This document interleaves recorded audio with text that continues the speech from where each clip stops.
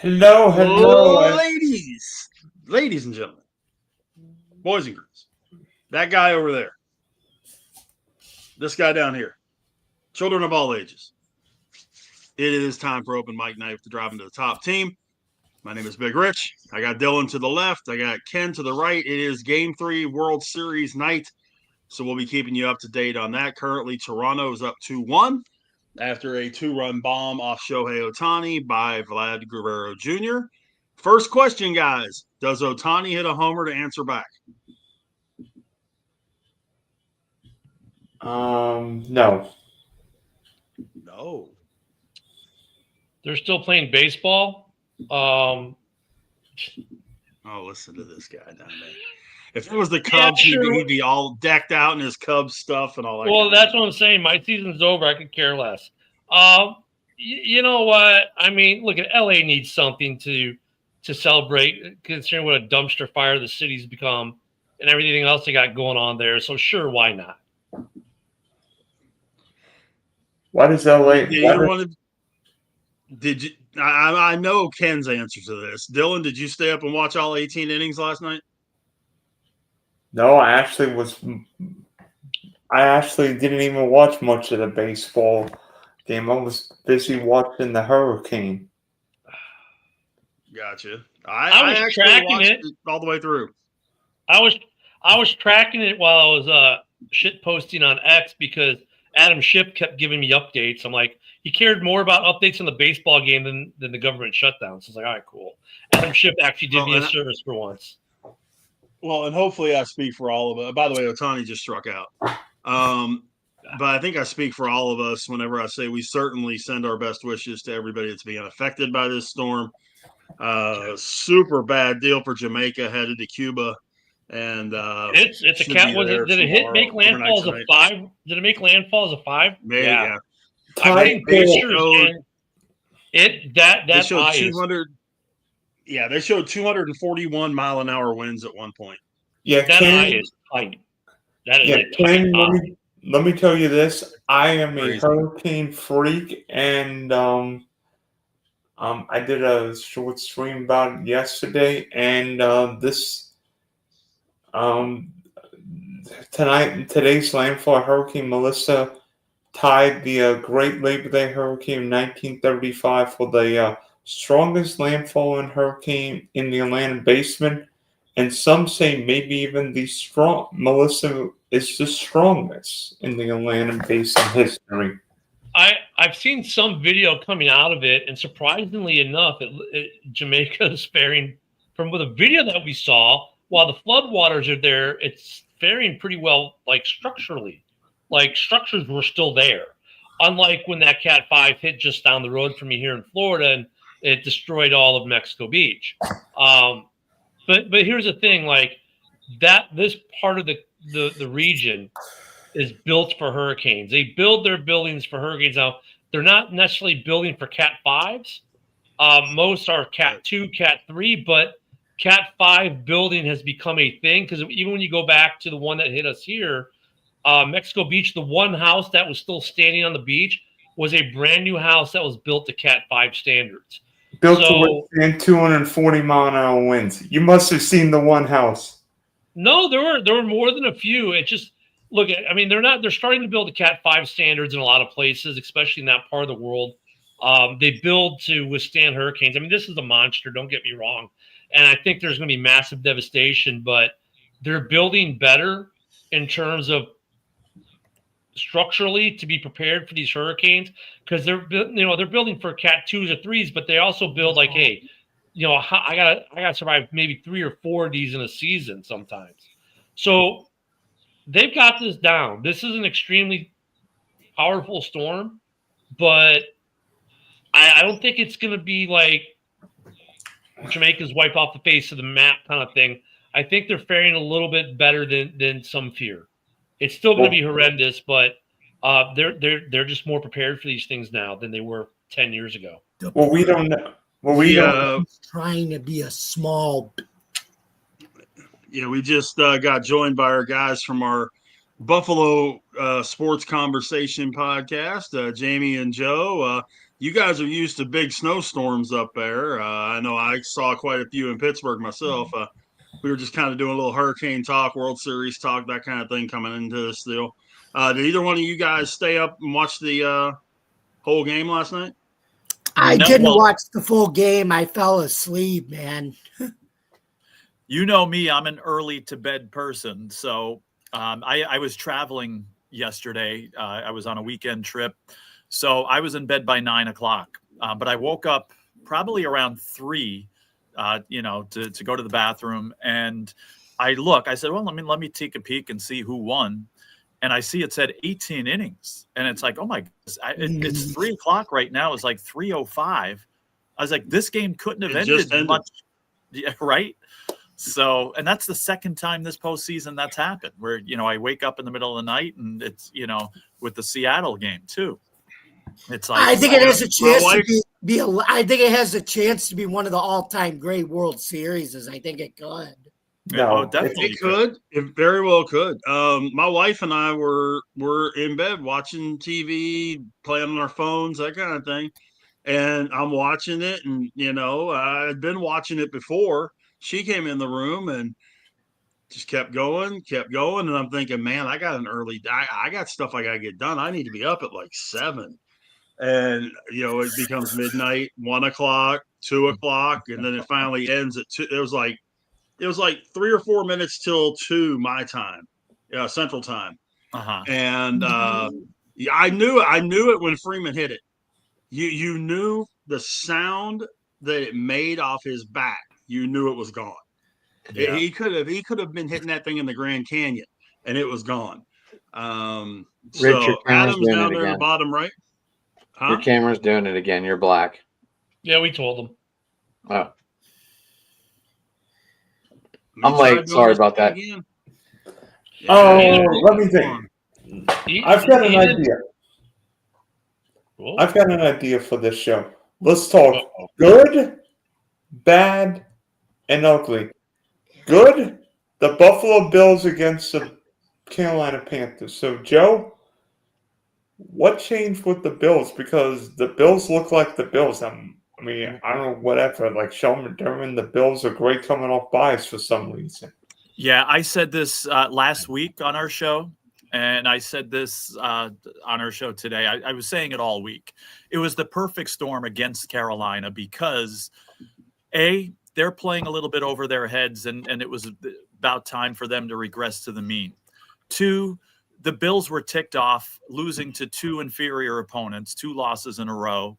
As you said, 3, they're immaculate and undefeated with McDermott coming off a bye. It was just, again, and the fact that Bryce Young was out of the game too. There was just no way in my mind. Now, I didn't expect it to be this one-sided, but there was no way the Bills were going to lose that game. And I knew that, and not just me. I mean, a lot of people, same reasons that I just gave. To me, there was no way the Bills were going to lose that game. Jamie. If Andy Dalton would have beat you guys, y'all would have had big problems. Right. Yeah, we would have. But thank God it didn't come down to that. Anyway, yeah, I agree with everything Joe said. It was they had a full bye week to really just soak in what happened the last 2 weeks, and they came out and played like the Bills, and they let Joe Brady finally figured out you got to let James cook, man, and run the freaking football to win. What's the deal with Keon Coleman? He just seems to have fallen off the edge of the earth. What's the deal with him? Have they lost faith in him or what? No, but I think it's a product of the fact that none of the receivers can get, or they can't. Their whole receiving core as a whole, it's not just him. They cannot get open and create separation for some reason. Like, it doesn't matter who they got on the team. I mean, Josh Palmer was doing it against New England, but he got hurt. And it's just, they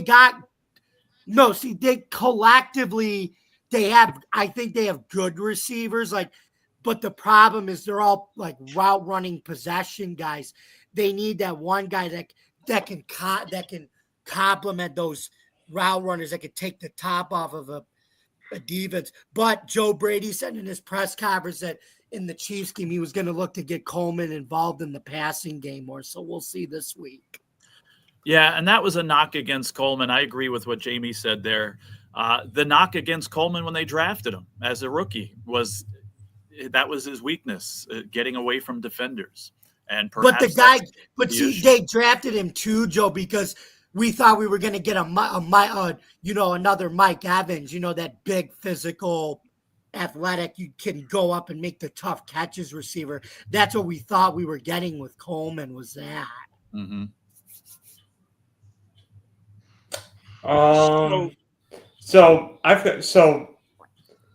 With a week before the deadline, do the Bills need to get another interior defensive lineman or maybe another receiver? I would like both, but I think they got to take care of the receiver because like I said, they do have Zion Logue, who has played and has been activated off the practice squad. They got Jordan Phillips. Deion Walker's turning into an animal. I mean, he's all over the field. But I think they take care of the receiver first. And if TJ Sanders isn't ready to come back, do that second. And I saw that the Bills may try to get Harrison Phillips back from the Jets. And I heard Myers. Can you guys hear me? Yes. Yeah. Okay. Yeah. Just because my screen is frozen. You guys are all frozen on my screen. I don't know if I am, but your picture is frozen. Stalling over there. Jacoby Myers could be a good fit. Like the Bills, honestly, Jacoby Myers could be a good fit. He's gonna be a free agent at the end of the year. There's some rentals. There quite possibly could be some rentals at wide receiver that could definitely help the Bills out. And Jacoby Myers might be one of them. If you want to go the classic, speed wide receiver, but can play special teams, because McDermott likes a lot of his guys to be able to play special teams, you could go with Rashad Shaheed, because he's a speed burner, but he can do kick return too. And that's McDermott likes his guys that can play special. Yeah, but it depends on if they're going to be available. Right now, Jacoby Myers is looking like he's going to be available. He wants to get out of Vegas. And play special teams, though. Who cares? You're bringing him in. Who cares? McDermott likes his guys that can play special. Who cares, teams. Jamie? I mean, I don't. McDermott's like, I need a wide receiver. Here's a wide receiver who can change my wide receiving core to the positive. Oh, you know what? I won't get him because he can't do special teams, which I don't need to fix, by the way. But because I can't use him willy-nilly.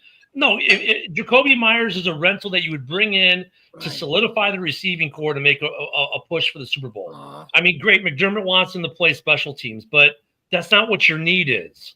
Mm-hmm. I agree. I think I would take Jacoby Myers. I would too. I like Jacoby Myers too. I want him. I don't think. I just gotta think that loss of Ed Oliver is a monster, and knowing that he's cooked for the year. Mm-hmm. That to me just seems like that would be a whole lot bigger concern. He's not done for the year. It's a torn bicep. Well, he's done probably till week 18 at least. Torn bicep is 4 to 6 month recovery. So, you're looking, he'd be ready for the playoffs. Mm-hmm. Yeah, that's a big loss, especially because of how well he's been playing the whole time too. Right. When he's in the lineup, I mean, he's been hurt a lot. But that's a big loss. It's a shame because he's a stud. By the way, you know what week this is? A certain quarterback's coming to town. Yep, it's Chiefs week, baby. The Bills' favorite holiday. So I mean, Bills win the regular season, but Chiefs win in January, and yeah, but it could be one of those things where we win in January and we actually make it to January, and the Chiefs don't make it to January at all. So wait a minute, the Chiefs are making it to January. The Chiefs are making it to January. Yeah, they may not. Joe and I talked about it on our show. They may not. Yeah, you know what? The Bills might not either. I think we have a better chance than the Chiefs do. We got a better record than them. How the Chiefs got their 2 warm-up games in, and they're not even full circled yet. And we still have a better record than them. better record than them. This is the first time we played them with a better record in the regular season. We've never played them going in with a better record. I did say things are going to be different this year. Now, I predicted the Bills to lose this game Sunday. I really think that the Chiefs win 30-28, I said. But I think things turn out a little bit more different later on. I think the Chiefs do make the playoffs. I don't see them getting to the Super Bowl, though. Right. The Bills, I think, have a better either. chance to get to the Super Bowl. Especially with Pacheco out. Pacheco, you don't know how long he's going to be out. You know, and as long as and I said this when Adam and I did our show last week, when Patrick Mahomes, who now he's second, but when Patrick Mahomes is your leading rusher, that's a bad deal. You don't want that guy being your leading rusher, you know, because they're just asking for him to get hurt. Right. That's the one thing they're still having trouble with is running the football. Right. And both of these teams, both Buffalo and Kansas City, if the starting quarterback goes down, you're screwed. True. Let's just be perfectly honest about I disagree with that. Andy Reid. I disagree with that too. Andy Reid. Mr. Trubisky's a pretty good backup. He can run that offense. I think he could. Oh no! Yes, he can. He can totally run this offense. He may be able to, but he ain't Josh Allen. Yeah, I agree with Rich. But they don't have to change up the personnel. They could call the same stuff with them. Trubisky fits Buffalo, and Buffalo fits Trubisky. It's actually one of the better matches in terms of backup quarterback to organization. It is one of the better matchups in football. And look, they love Trubisky. Trubisky loves them. When he plays, the offense doesn't change that much. It changes a little, but they can win games with Trubisky. No, wait a minute. So Buffalo going from Josh Allen to Mitchell Trubisky would be like going from Sidney Sweeney to actress down the street. No, not even close to that. No, but I do think that if the Bills lose Josh Allen, their Super Bowl chances are out the window. Yes. And the Chiefs the same way. Bad. Ken? What the heck would the Bears focus on facing Lamar this weekend because you turned Snoop Huntley into a Pro Bowler again? Well, Huntley beat the Bears last time he faced them. Not that it matters much, but that Ravens defense was better than everyone expected this weekend. They got healthy. That helped. They're good off their bye. That helps. Offensively, the Bears, the problem that we have and have had the entire season is red zone efficiency. 30%, something like that, less. Those first two drives, if those are 7s instead of 3s, much different ball game. So really, when it comes down to the Bears, it's red zone efficiency, and that's a Ben Johnson issue.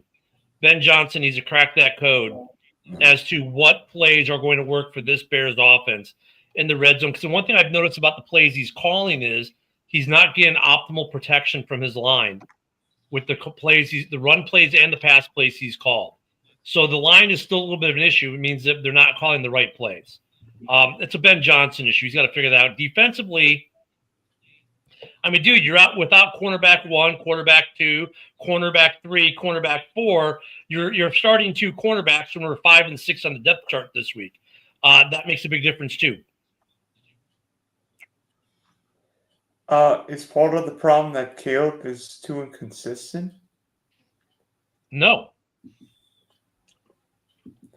Because the last couple of weeks, I mean, Caleb was not good against the Saints. You won. Here we go. Here comes the BS train. Choo choo. Bullshit coming out the stack. Look, it's just stop with they have to be the quarterback stuff. No, it doesn't have to be the quarterback stuff. He actually had some pretty good numbers this week. He did throw the interception, which I kind of blame him a little bit. I think he's trying to force the ball to roam a little too much. But all this other, I want to hate on Caleb bullshit. Stop. Just stop. Okay? Just stop it already. I mean, I know you like to slobber all over Mahomes' knob, but stop it with Caleb. It's not just Caleb issues. Some of it's play calling. There's just a dysfunction right now with the offense. Like, we couldn't even get the run game going. They ran okay. They passed okay. The problem is when they got down to the red zone, we still haven't figured out the efficiency. And that's not Caleb because they're moving the ball overall. They ran the ball decently. They passed the ball decently. But the red zone efficiency, they're terrible, and that's a Ben Johnson issue. Ben Johnson needs to crack the code on what this Bears offense needs to do in the red zone to be successful. And to be honest, I thought they might have had something the other week with that run, that QB run Caleb had with Swift blocking for him. Like, that play worked, but they're not finding a good pass play. They're not finding a good tight end play. They just haven't locked in. They haven't really gotten to a place where they have 2 or 3 plays they can go to in the red zone to become more efficient. That's the problem. I think the reason why everybody piles on Caleb, Ken, and this is as someone that isn't a Caleb fan, you know that, I know, but also looks at things from the right perspective. The whole thing of him in the very beginning saying that he was going to be the second coming of the Messiah in Chicago and that he was going to do no wrong meant, okay, no matter what happens, right, you better make this shit work. And yes, it is a lot of other stuff. Football is the ultimate team game. We all know this, whether it's, the line not doing their job, the play calling being bad, guys dropping balls, guys, not performing on the defensive end, whatever it is. But I think a lot of people are harder on Caleb than normal because of that stuff at the very beginning of him saying he was coming in and being the savior of this team. Yeah, he had the swagger. Hey, you're not going to punt, blah, blah. And then, look, old Roma Dunze drops too many balls. No, he doesn't. He's 6th in the NFL with that drop rate, 6th best in the NFL. Oh, but the ball down the sideline, you mean the play that was busted where Caleb was scrambling from his life, rolling to the right. Rome sees this, starts moving towards the sideline. Caleb puts the ball where basically only Rome could have a shot at it. And Rome, as he's falling down to the ground trying to make this catch, couldn't make the spectacular, oh my God, catch. Therefore, Rome is bad. Just fans in general in Chicago just need to, stop. Like, they just got beat. They weren't ready for this defense. The defense was a lot better than what they expected. Red zone efficiency is the Achilles heel. And defensively, we could not stop the pass game because, look, you're missing your top 4 corners, which affects your run defense, which affects your blitzing and your pressure, which affects your coverage. I mean, missing Spider-Man, Spidey being out for 4 weeks is a game changer. I mean, you saw the 2 games when he was back. That defense looked phenomenal. You take him out, and no Tyreek Stevenson didn't help either. No. But I do have a question for all of you guys. And we just finished week 6 week 8 heading into week 9. So we are at the halfway point of the season.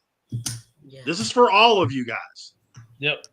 Your biggest positive surprise of the season so far, and your biggest disappointment so far. Dylan, start with you. Biggest surprise, definitely the Indianapolis Colts. I didn't have the Colts starting, 7-1. I mean, Daniel Jones comeback play of the year. JT and it front run for MVP this year. But I had my question about the Colts. The Colts have played a Pac-Man-like schedule. They've beaten the crappy Tennessee Titans, the lousy Las Vegas Raiders. Good win against the Broncos. Oh, yeah, they beat the Miami Dolphins. Yeah, the Miami Dolphins that turned Bijan into the second best running back from Texas this weekend. Oh, gosh. And biggest disappointment? In a way, probably the Las Vegas Raiders. I know tough schedule, but honestly, this year I expected more from a team with Pete Carroll, Chip Kelly, Geno Smith, Janty, Bowles. I know injuries, but I honestly, the Raiders have not been good this year. All right, Adam, your biggest positives, pleasant surprise, and your biggest disappointment at the halfway point of the year. Ooh, halfway point of the year. Biggest surprise. Positive surprise, pleasant surprise. Seeing Jonathan Taylor get revived. That's been nice. I don't know. I've always been a Jonathan Taylor fan, so seeing that revival is good. Disappointment.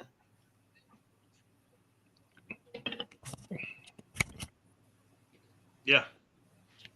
Have to be all the season-ending injuries so far.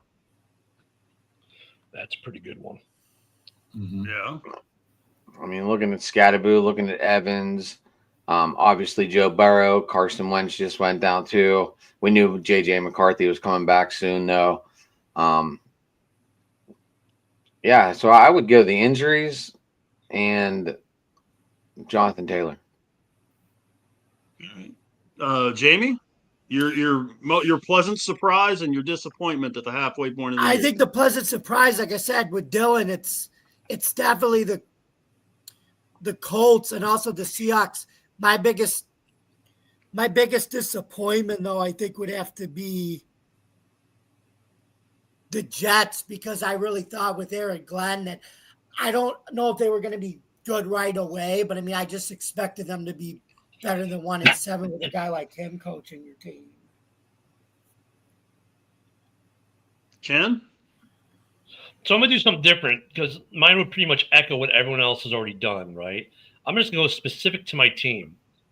I think the biggest surprise for me has been Kyle Monangai. Well, two parts. Monangai and Tyreek Stevenson. Monangai, because I didn't expect much out of the seventh rounder, but I think he's supplanted Roshan Johnson on this roster to the point where Rojo will not be a Bear next year. Tyreek Stevenson is kind of a pleasant surprise for me because I expected him to progress into year 3, but I did not expect him to bloom into almost a shutdown corner without JJ being there for the Bears. I think when they get JJ back, if they can get JJ back and get Kyler Gordon back with those 3 guys, it's a no-fly zone in Chicago. So I think that's been my surprises there. My not so pleasant surprise, my letdown. Ben Johnson's offense.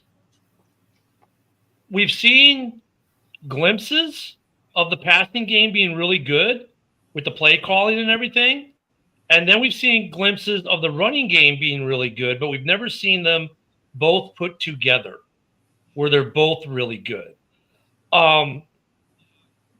That's for me the thing I'm like, because Dennis Allen, with the defense, it's kind of going how I thought it would, especially given the injuries. But the offense doesn't have that issue, and I'm upset because I haven't seen the passing game plan and the running game plan married together into a total offense game plan. And here we have a number 10 overall pick at tight end and Cole Kmet, who is a beast of a weapon that any team would be happy to have. And it's like we very rarely use either of them as a weapon. So, yeah, Ben Johnson's offense is my kind of like, okay, dude, when are we going to stop teasing me, show it to me finally? And so that's why I'm going to do it differently, just do it based on my team, because I agree with everyone else for some of this stuff for the records. Because look, the AFC West is what we thought they were. They're the best division in the West right now. The NFC North is the best division in the NFC right now, record-wise. There have been some other surprises in that, but I think keeping a team specific might, you know what I'm saying, gives a little more gravitas, if you will. Joe? All right, so the biggest surprise positively, I got to go with the Colts. I don't think there's too much, dispute with that. Now, my biggest disappointment is a conditional disappointment, and I'll explain. It's the team I picked to win the Super Bowl, the Baltimore Ravens. They're 2-5. However, even though they're the biggest disappointment, they still have a chance here. And For a few reasons. One is because the team in Pittsburgh that had the AFC North gift wrapped for them refuses to accept the gift. They had it, like I said, by default. The Browns in their situation, the Bengals with Burrow out. Again, the Ravens going 2-5. I mean, the Steelers should have won this division hands down, and they still might. But the Ravens have guys coming back.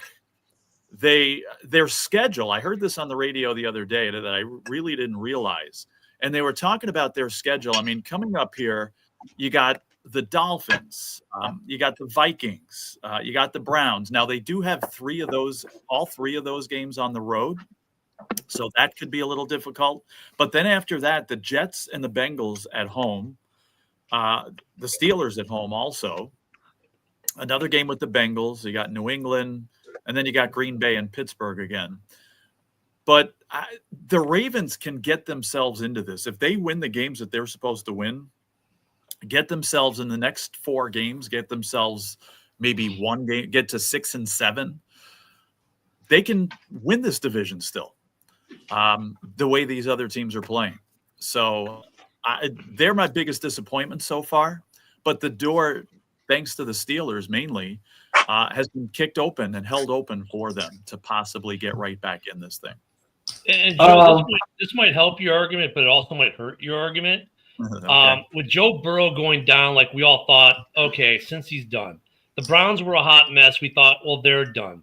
But since the quarterback movement has happened in both cities, like Cincinnati's not the easy out we thought they were 3 weeks ago. And the Browns are still not an easy out. They're actually better with the rookie. So that could do something for the Ravens, like create a situation where the Ravens now, that door gets opened a little bit more because Cincy or Cleveland beat Pittsburgh. But by the same token, though, those are going to be trap games, I think, for Baltimore. Which is true. And again, nobody in that division wants it. I thought the Bengals were going to sneak in the door, and then they go and lose a game they shouldn't have lost, on Sunday. So nobody in that division seems to want to win it. Well, and I agree with you. My biggest pleasant surprise, yes, I'm very pleased with the Colts, but my most pleasant surprise is the Patriots. If Vrabel comes in there, Drake May has really proven that he can quarterback this team and be a really good quarterback in this league. 75% accuracy. The defense is playing like crazy. They've got the 2 running backs that are doing tremendous job back there. Ramondre Stevenson is definitely leading the plays, but you've got Travion Henderson there just in case. New England at the top of the division to me is the biggest pleasant surprise. Shortly behind and right behind them is the Colts. Mm-hmm. The biggest disappointment to me, and I can't believe I'm actually saying this, is the Cowboys defense. Will somebody please check the milk cartons for that Cowboys defense? Because it is non-existent. I mean, I realize the Steelers defense has been rough the last couple of weeks. The Cowboys defense has not shown up from training camp yet. They are bottom of the league all over the place with guys like Trayvon Diggs. And even before they traded Micah Parsons, you still had all those guys there that, were getting to they're supposed to be getting to the quarterback and making things happen on the defensive end and coverage. And they've done nothing. I don't know how much of that is Schottenheimer just being an offensive guy and not putting as much in the defense. But that Cowboy defense has been horrific, dude. Rich, that's the other point. It's Eberflus. That's what makes it even worse. Like Eberflus in Chicago, we know he had a good defense. We saw the difference when he got fired last year. But even when he was in Indy, he had a good defense. It's like he forgot how to call defense, and because they took out Mike. Okay, fine, but then you get Kenny Clark, which now stuffs the middle. But I think they're worse against the run now with Clark than they were with Parsons, and overall as a unit, much worse. And it's surprising because it's Eberflus who's known to call good defenses. Yep, and they've been torched by some really good quarterbacks, and they've been torched by some quarterbacks too. Bo Nix just absolutely made them look stupid this past Sunday. And the Broncos defense made them look bad too. But they just, I don't know. I just do not know. So, Rich, but I figured since we were at the halfway point, I wanted to see where everybody was at. Yeah. The sad thing is the Cowboys defense made Russell Wilson look like Tom Brady. Yeah, they did. Well, what do you throw up for 350? Right. you remember though? 419. He had like over 400 that game. But remember what I said preseason. The Cowboys are like the Notre Dame Fighting Irish back in the 80s and 90s when the API poll was the thing. Every year the Irish were top 3 in the poll, and then the season started, and within 3 weeks they were out of the top 25. That's the Cowboys every year. And I don't know what it is with Dallas, like who put a curse on them, what the bad juju is. Maybe there's some people in NOLA had some voodoo dolls out. I do not know. But the Cowboys just every year, that's why I don't include them, Rich, because I kind of expect this out of the Cowboys to have something majorly wrong with them every year. It's not the bad juju, it's the bad JJ. Well, there's that too. And I just keep thinking that maybe my bad wishes that I have sent to Valley Ranch and all that area has finally come to fruition up there, because I keep pulling for that 0-17 season that, would absolutely just set me over the edge. But I don't know. I mean, usually the defense has been the solid part, and Dak would screw something up or the receiver. I'm still waiting because they haven't had enough time yet together. I'm waiting for the implosion of the Lamb and Pickens situation, because that's going to become pickled lamb before too awful long. When but as long as you're within 68, not getting the ball, Lamb is. As long as you're within 68 yards, you can have Aubrey kick it. So that guy can. I think that guy could probably kick from his own 20 and make it. Jesus. They do have the best kicker in football, hands down. Yeah. Hands down. I'm going to disagree with you on that. In the playoffs, Harrison Butker's better than Aubrey. Butker, I don't know, man. Okay, I would take Aubrey before I took Butker. Yeah, I would take Aubrey all day. Aubrey's got a much better leg. He's got the strongest leg in the league. I mean, I get what you're saying. Butker gets some big kicks, but if you put Butker out at 58, 60, no. It's like Cairo Santos. I love Cairo Santos, but he doesn't have the leg past 50. And Aubrey kicks in a dome. He kicks him wherever he is. It doesn't matter where he's been. He kicks him. We watch Brandon Aubrey kick in the USFL every fucking Saturday. Don't tell me he can't kick outside. That dude, 63-yarder in Washington. Yeah, he's got the best leg in football. Yeah, I'll tell you what though, Cameron Dicker is right there with him. The kid of the Chargers, out of the University of Texas. That kid can. I thought McPherson would be like the future, but he dropped off with a little inconsistency. But actually, I'm wondering why the Bears didn't keep Moody and went with Santos. I love Santos, but if that hurricane drill at the end of the first half showed anything, it showed that Santos does not have the leg for a 58-yarder, but Moody does. Yeah. But Aubrey's like hands down. I would trade draft picks to get Aubrey in Chicago. I wouldn't trade draft picks to get Butker in Chicago. They're not going to get rid of Brandon. No, they're not. I'm making that argument that like if the two were available, there's one I would spend capital on, and the other like no, I'll just go sign a guy. Mm-hmm. Knowing what we know about the NFL and these meetings that they do at the end of every season and all that, we know that they're working on going to this 18-game season. And we're right in the middle of all these off weeks that we've got going on. Last week we had 6 teams on a bye, or 2 weeks ago we had 6 teams on a bye. This past week we had 2.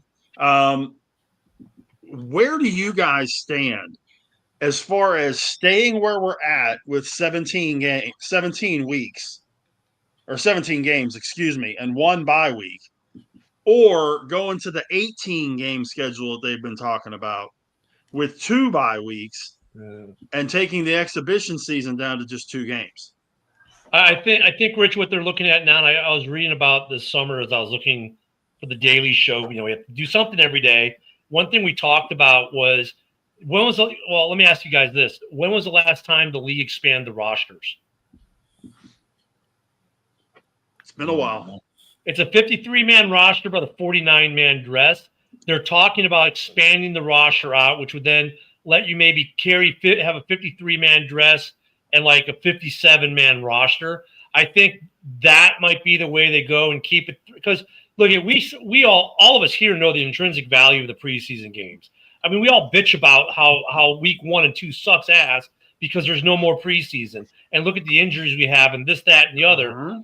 I think they're going to have to look to expand the rosters and to go to 18, and maybe you go to 18 with 1 bye, but you expand the rosters and you keep the 3 preseason, which, let's face it, the starters already aren't playing, so the preseason's not really important in terms of this discussion, because the coaches don't play the starters for the most. There's a lot of starters who don't play a single game of the preseason. But if you're going to add 1 more game, cool, expand the rosters. I think that's probably the route they will go. Outside of the COVID move they made, the last time the active roster was raised was 2011. They went from 45 to 46, and then in before that it was 1993. Yeah, so we're due, but that didn't change to 53. Just changed the dress. It's still 53 in that last change. So they got to go higher than a 53, go like to a 57, and then take the dress from like a 49 to 53. You don't think they need to implement the second off week? No, week, whatever the hell you want. Like right now, we're already playing regular season games during January. That used to be the divisional or the NFC champion.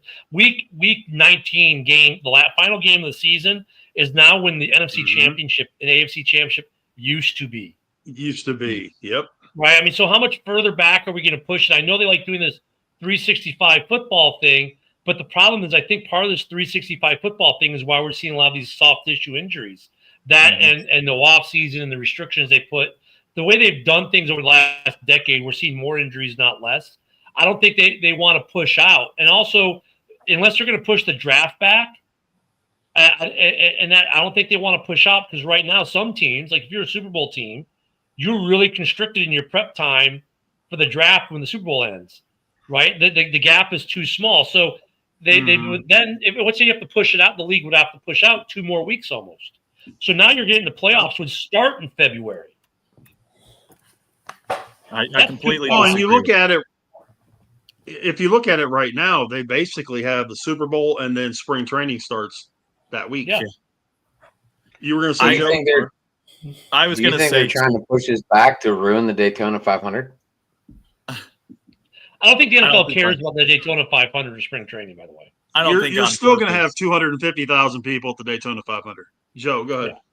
Yeah, my vote, and this is never, ever going to happen. How about a 16-game schedule with 3 preseason games and 1 bye? I thought that worked totally fine, and I thought that was the best scenario. If you're going to change to 18 games, you got to push things. I'd say you push it back into the summer more. You get 2 preseason, start the season Labor Day weekend, and then you're ending – again, the second week of January and pushing the Super Bowl up a week, and it's not as drastic. I completely disagree with the whole thing. I thought 16 games was perfect. The plan I saw, Joe, had opening weekend was the 3rd weekend in August. Right. Your first 2 weeks in August were preseason games. You went into the season middle of August, and then Super Bowl was still where it's at. The thing about the uneven game right now, it works great for that NFL Europe thing, because now the home game they're taking away isn't one of your 8 ticketed home games. That's the beauty of the 17 right now. Because I agree with you, Joe. I like 16 too. 17 works though, because like if they're going to have, and they're continuing to expand the European model, right? But now the home team isn't losing one of their 8 home games. They're losing the bonus home game. So they're not losing. It's not a distinct disadvantage or advantage in terms of revenue, because that's a home game. It's the bonus game. If they go to 18, well, now you're losing one of your 9. So that's problematic too. But 2 preseason games, you might as well just cancel the preseason altogether, to be honest with you at that point, because look, at the nice thing about the 3 preseason games is it's still a month-long training camp. If you have 2 preseasons, now you're going to make it a 3-week training camp. And those 2 preseasons, you got to set rosters and figure out I think the more they get rid of preseason, the worse the product is in the early part of the season. They should really, honestly, truth be told, if I had my druthers about it, 4 preseason games. If you're going to go to 18, fine, go to 18. 4 preseason games, expand the active roster and your contract roster, expand it all. Because you know what, for buys, then you know what you do? Hey, you got a team that plays on a Sunday in Europe, and they already had their bye. Give them the mini buys so their next game's a Thursday. Like, get creative with the scheduling to create more mini buys on the European schedule, right? I mean, that would help that out too. Here's an idea: cut that European crap out. They make too much money, Joe. I know. They make way too much money. I hate those games. Hey, by the way, did you guys see a couple royal celebrities at Dodger Stadium tonight? There's never any celebrities at Dodger Stadium. No, never. It's only LA. So I mean, Jason, they never Jason show there? up. No. I thought they were going to get Sandy Koufax loose last night, though. He looks like he can still throw.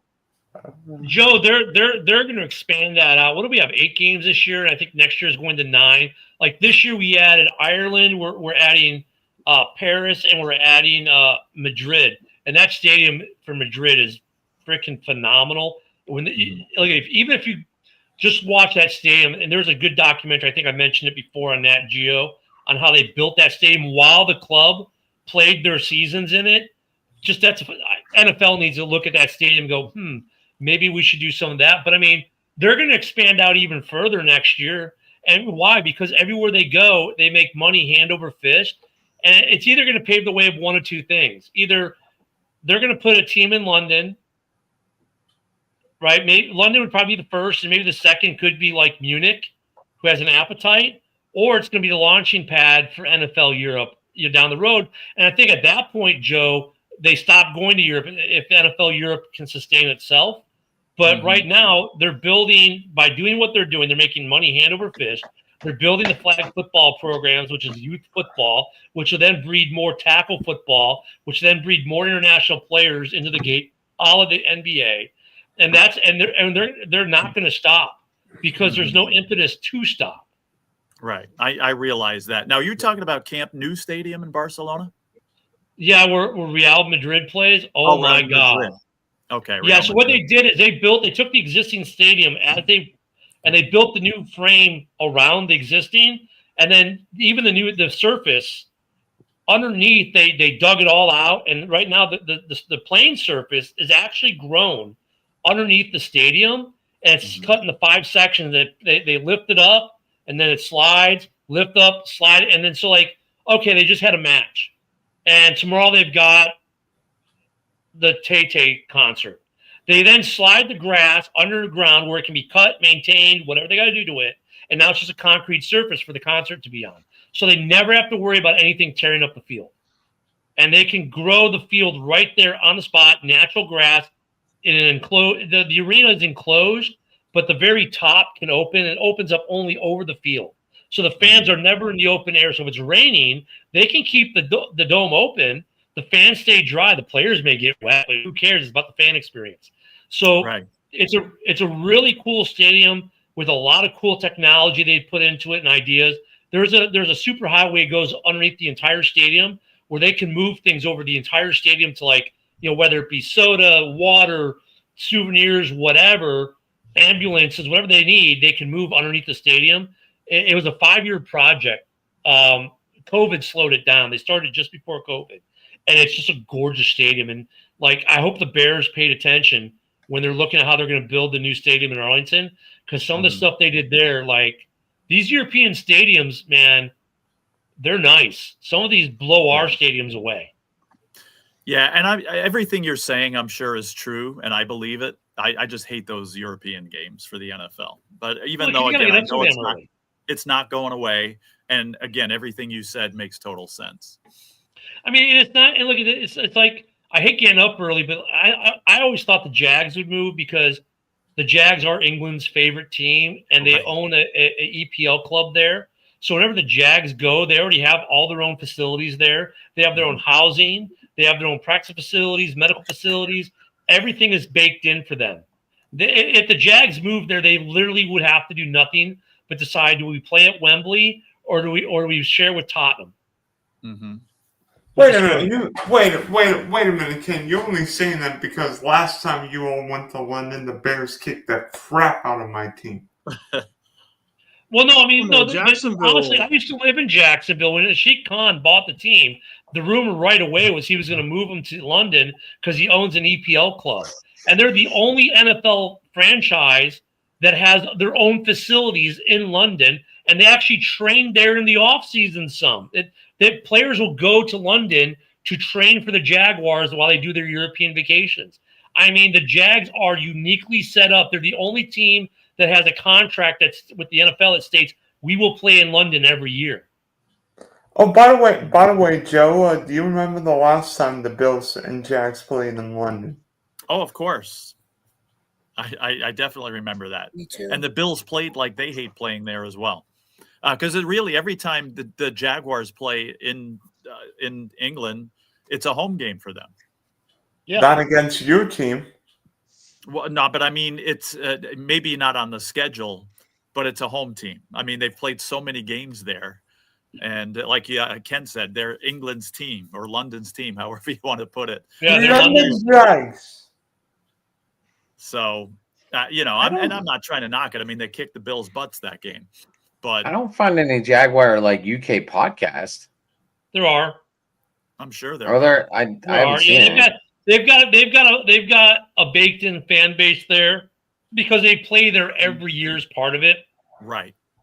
They play literally. They're the only NFL team that plays there every year. Sometimes they play 2 games there, and that's part of the experiment, right? Like this year they didn't because Minnesota played 2 games, one in Ireland and one in London, showing that it didn't make a difference for them because they won the first game, lost the second game, right? So that kind of negates it. Well, they had a distinct advantage because they stayed in Europe thing. That got wiped out.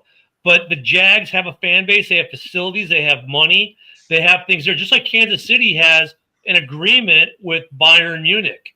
They've had an agreement with Bayern Munich for over a decade, have the Kansas City Chiefs, which I'm surprised the Chiefs have never played a game in Allianz Arena because they have a long-standing relationship with the club. But the NFL got smart with that, and certain football teams got smart, like KC did, because now they have programs in these cities in Europe that are tied to NFL franchises, and they work exchange programs and they do like when the Chiefs were rebuilding some of their infrastructure in Kansas City. Guess what they did? They flew to Munich and looked at Bayern's stuff. That's why you're starting to see the cryo chambers. They've been using that in Bundesliga forever. That's why you're seeing some of these workout pools that they're putting in. They've been using that in European soccer forever. There's all this counter back and forth of ideas with the stadiums and the facilities because the NFL teams got smart and they said, look, we may be the creme de la creme in the U.S., but these European football clubs, they got something because these guys' schedules are brutal. Mm-hmm. And they don't play in the best weather either. So how are they doing it? And they've all been learning off each other, which is great. It's great for both sports. But if there was ever going to be a NFL franchise to make the jump overseas permanently, it would be Jacksonville. Now, historically speaking, Jacksonville doesn't draw. I mean, when I was there, they were paying, hey, Geico, give us $50,000 so we can tarp over the entire south end of the end zone so we can be on TV. Now they're somewhat selling tickets, but they're perennially one of the worst ticket draws in the NFL. That's the other reason why they usually get linked because it's hard to get to sell tickets in Jacksonville. I don't think they're ever going to move. I think the NFL is looking to start a whole league there, not put 2 NFL teams there, but I wouldn't take that off the table yet either. By the way, update on Hurricane Melissa. For anybody with family or friends in Montego Bay, the airport doesn't look great. Hearing flooding, roof damage, and a big mess. What is it now? Cat 4? Or is it still Cat 4? Cat 3, 125 at 8 o'clock. Heading to Cuba, probably going to make landfall a couple in the morning, wee hours of the morning. We'll all sleep. Is it going to be Cat 5 once it hits land? Yeah, I don't think it'll be quite like it'll strengthen on its way to Cuba probably a little bit, but not to Cat 5. It might get back up. If it's a 3 when it leaves the island, it could maybe get to a 4, but I don't think it'll get up to a 5. Now, I missed the beginning here. I came in a little late. Where is it ultimately? Is there a danger to the U.S.? No. Melissa's not going anywhere near us. Unless you have vacation plans in Jamaica, Cuba, the Bahamas, or Bermuda, you're Gucci. All right. I saw it on Cuba or heading that way tonight. Gucci. I mean, there's always a chance you could decide to head straight north when it hits Cuba and come my direction. Yeah. Because I'm sure there's a couple spaghetti models that have it. So I like to say, when people ask me where I live, I tell them I live in the cone of uncertainty. Because when they say it's not going to come, it's going to come. When Sally hit us as a Cat 2 a couple years ago, it wasn't even supposed to be anywhere near us. And then at midnight, oh, by the way, you're going to take a direct hit. And I had the eye wall directly over my house with 120-mile-an-hour sustained winds or something like that. I had a fence get blown down. We picked it up, nailed it back in. We were good. But, when it hits the Gulf or teeters to hit the Gulf of America, weird things can happen. It could just take that beeline north for no apparent reason, or it could hit that southwesterly trail. It just depends on how it gets pushed. Now, where are you in? Are you in South Florida? I'm in Pensacola area. I'm in the Panhandle. Okay. On the Panhandle. I'm the South Florida. No, I know where you are. You're on the southwest side, right? Yeah. Yeah, he's in the part the where fellow that owns my radio station lives in the middle. Yeah. What's that? The fellow that owns my radio station lives in the middle. He's in Fort Myers. Okay. Yeah, you get down to Miami, like the hurricanes like to hit Miami, then ride the West Coast or the East Coast. They'll ride, because I used to live in Orlando. We used to get them all the time. They'd ride the coast. When you get into the other side, the Gulf side, it's a little more hit or miss whether they're going to come. Like they'll either, it's a spray. Like if it's going to go up the east side of Florida, it's just a given. It's going to hit Daytona. It's going to hit Jax. It's going to go up into the Carolinas. And it's the same track every time. But once it comes to the Gulf, it's anybody's game. It could veer into southern Florida like it did a couple years ago when it was a Cat 5 and hit that. It could go a little bit north. Tampa, well, it didn't even – last year Tampa still did not take a direct hit. They have not taken a direct hit since 1972. Or all of a sudden it could veer up a little more north, or then, it could go northwest, and you can go all the way to all of a sudden you're hitting Texas. It can vary so much once it hits the Gulf. It's really more of a crapshoot. Like, we haven't had one in Pensacola since Sally, and I've lived here in Pensacola area since 19. I've had one direct hit. I've had bands. We had Michael, which was a Cat 5 that hit Mexico Beach, where it was basically bands. But like last year when both those hurricanes hit, I had sunshiny days at the beach. So, yeah, it's a crapshoot in this part once you get up on the Gulf side. And you know what?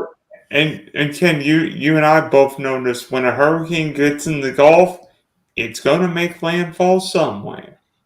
Yeah, very rarely does it dissipate. Here's the other thing too. Sometimes they like to look like they're coming our way, and then beeline for Cozumel, Cancun, and the Yucatan. So Progresso gets hit quite a bit, actually. By the way, I'm gonna head out, guys. Spunky Spectrum Sports at Dylan Sports One. Thoughts and prayers to anybody with in Jamaica, Cuba. By the way, it's still 2-1, top 7 in LA. And you guys talk wrestling whenever you want. But yeah, the hurricane stuff is always interesting. Later, Dylan. Later, man. Hopefully, it won't affect. This hurricane shouldn't affect any games this week for us. It won't. Right. So we'll be fine with that. We've been lucky. This has been a good year for us. Knock on wood. Hopefully we don't get hit with anything. I would prefer not. Hurricanes are a funny business though, because it's bad for an hour-ish or so, and then it's absolutely gorgeous. Mm-hmm. Yeah. The second that hurricane passes, it's gorgeous. Well, glad you guys are safe. I was just about to head out too. So looks like you guys are good, and always great talking to you. Absolutely, Joe. Appreciate it, Joe. Do it again soon. See you later, man. Shout out your Twitter handle. Joe Dell Sports on Twitter X. And, of course, the Buffalo Sports Conversation Room Tuesday nights at 8 o'clock with Jamie. All right, we'll talk to you guys soon. Excellent. Yep. All right, Joe. Best co-host ever, man. I'm glad you two connect. We do. Yeah, who is the Europe game this week? Is it Munich today? This week? Who is it this? Where is it this week? Do we know? It's nothing this week. It's November 9th. November 9th is the next game. Okay, and that's Germany. No, this Sunday is the worst Sunday of the year. Why? Clocks go back. Oh, okay. I hate so stupid. The Bears need a rebound this week after last. I mean, look at some Bears fans are freaking out, but you guys remember during the bye, I said the Bears, if they go 5-0, phenomenal. If they go 4-1, we're good. 3-2, okay, they're still in it. 2-3, So right now we're 2-1. If we can win this game against Cincinnati this week, we're good. The Bears are still in contention for the playoff. I mean, this is like. I'm not frustrated. I'm not displeased, but I'm just like, okay, Ben, the offense it's shown flashes of being better, but where is it? We're doing Chicago things. Don't use the tight ends, bad pass play, just throw the ball 3 yards behind the line of scrimmage and look for yak. I mean, why are we still doing these things? And then you see flashes of these balls that roam, that Caleb will throw to Rome and these other guys. Like, why aren't we doing more of this?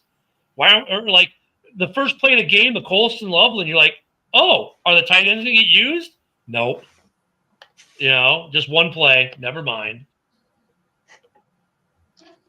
Yeah, I hate the clocks going back though. Ugh. Not that it affects my Monday much. My work schedule is on Mondays, take a nap with the grandbaby in the afternoon, That's a rough schedule, Ken. It is. It's very hard to keep. Even though tonight he didn't go home to almost 7:30, so we had him a long time today. It does get tiring because these kids, babies, grandbabies, toddlers have a lot of energy. And let's just say we're older. So they want to run. After a while, your battery's going, hey, little dude. Yeah. I'm not 20 anymore. I can't run. Let's play something else.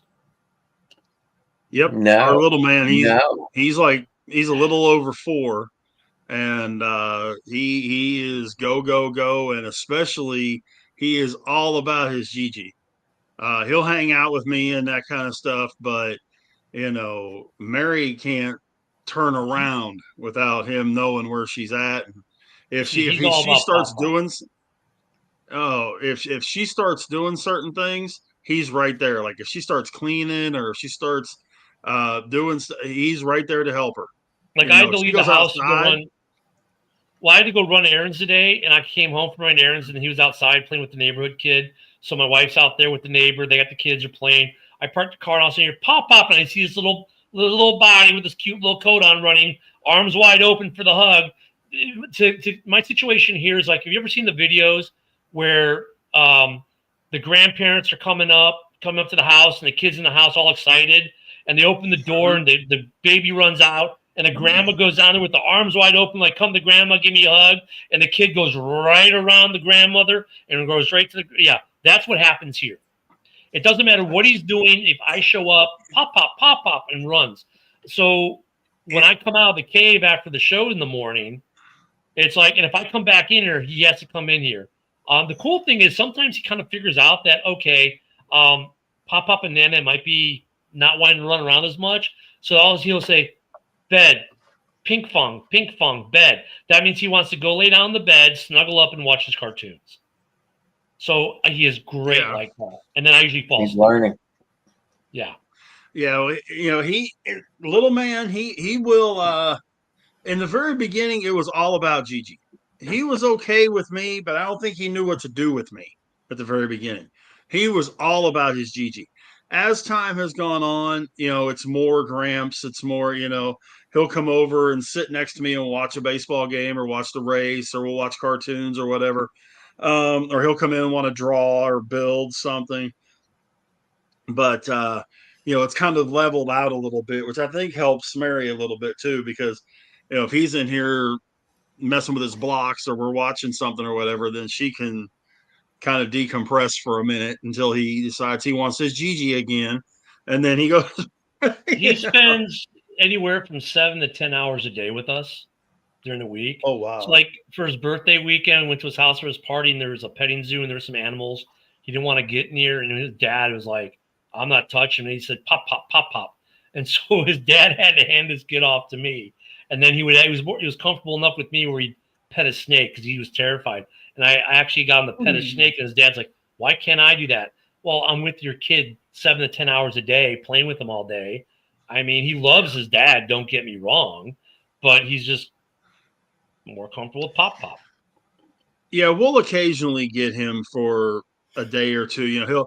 He'll talk about wanting to spend the night at Gigi and Gramps' house, that kind of thing. So we'll do that every now and then, and he'll be over for a few hours. And every now and then we get him for an extended period, but yeah, nothing like that kind of time frame that you get with him. We tease our daughter. Yours.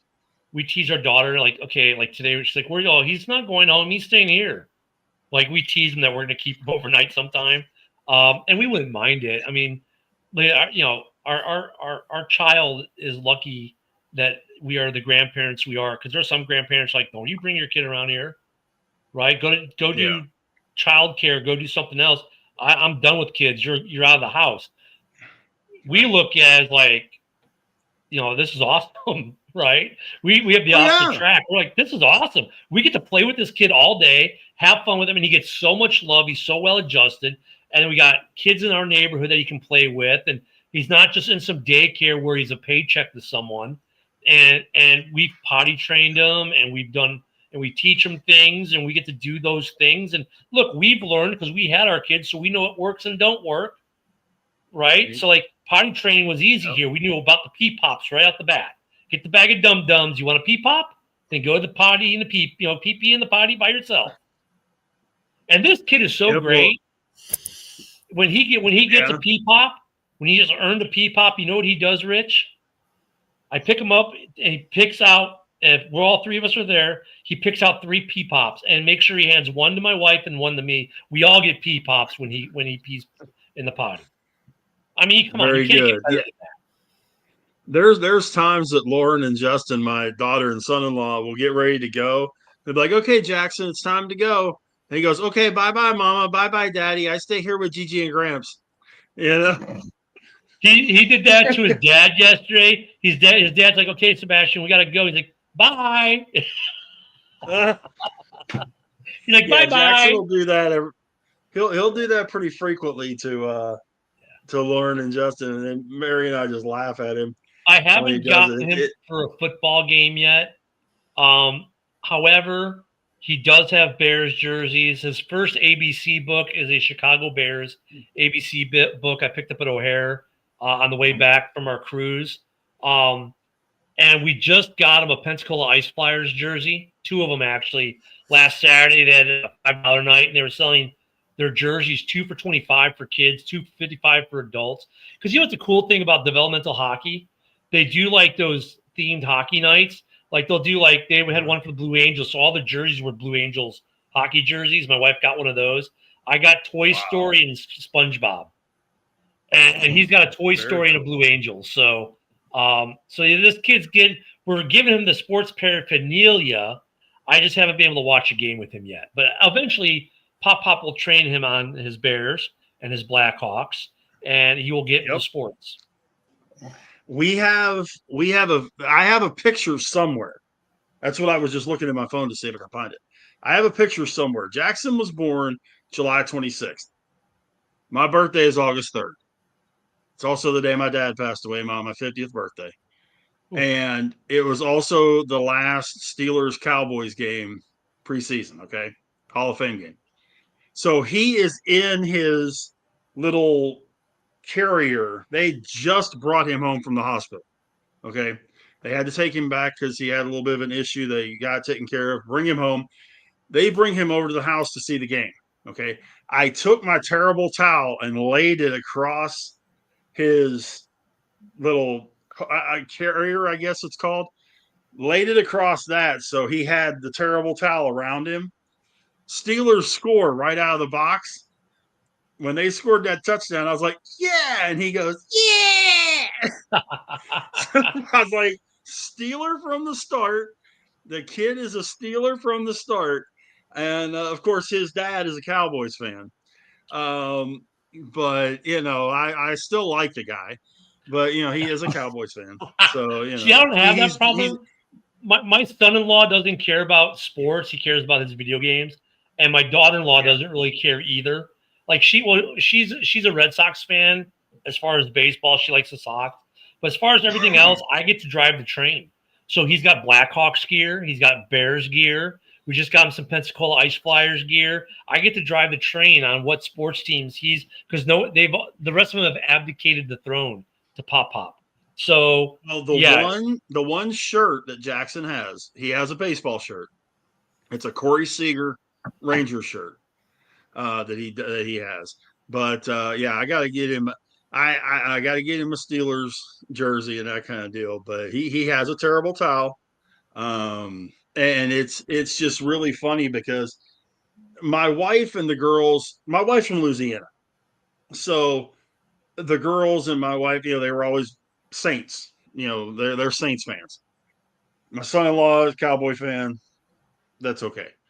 So, it's always that little battle going on throughout the house, and of course I talk about the original black and gold, not that secondary black and gold of the Saints. I'll pull for the Saints. I don't mind pulling for the Saints if I need to, but that Cowboys Steelers thing between me and him, it's funny to watch because, he'll dig at me a little bit. I'll dig at him a little bit. And then, but he keeps telling me my son is going to be a Cowboys fan. Sorry, dude. He was a Steeler fan from the beginning. Sorry, buddy. Adam, take notes. Oh, yeah. He's like, I'm never having grandkids. No, take notes. I mean, I have 3 kids, so maybe, who knows? Yeah. Grandkids are the best. I got 4. I got 4. Oh my God. 2 sets of twins. I only have 3 that I know of. Where's 4? No, I have 4. Yeah. So, I'm going to enjoy some games this week. I can't believe it's Tuesday, man. These weeks fly by, man. They just fly by because today's a busy day because I have the morning show. Then tonight, tomorrow, of course, I got a full slate, and it's like crap. It's Thursday night football already, and then boom, we're back to Tuesday. I mean, I can't believe we're through week 8 already. Coming into week 9 and the trade deadline, it's like before I know it, I'm going crap. It's the off season. What the hell are we going to talk about in June?